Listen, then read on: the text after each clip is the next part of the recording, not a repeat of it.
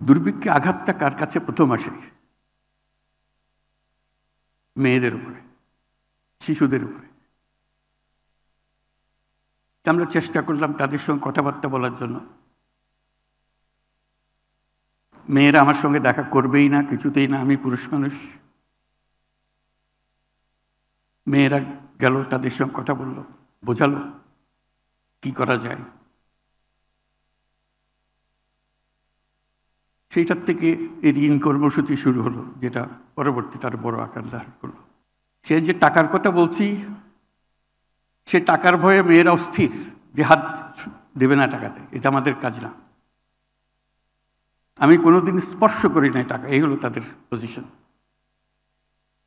আমি মেয়েদেরকে বললাম, কয়েকটা টাকা সঙ্গে নিয়ে যেও, একটু হাতে লাগিয়ে দিও, স্পর্শ তো করলে না, হলো। ওইভাবে শুরু হয়েছিল। টাকা দিতে হলে একটা নামটা লিখতে হয়,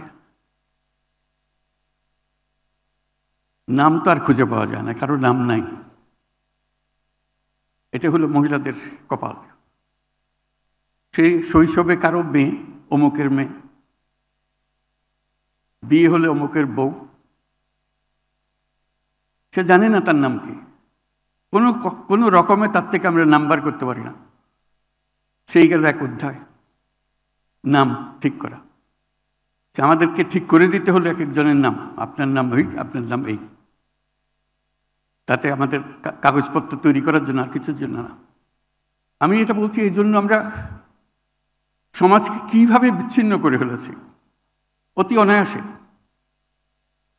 তার সত্তা, তার অস্তিত্ব অস্বীকার করে।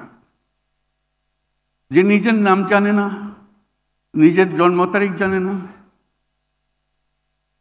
নিজের অস্তিত্ব সম্বন্ধে কিছুই জানে না, সে। এই হলো বাংলাদেশ আমাদের।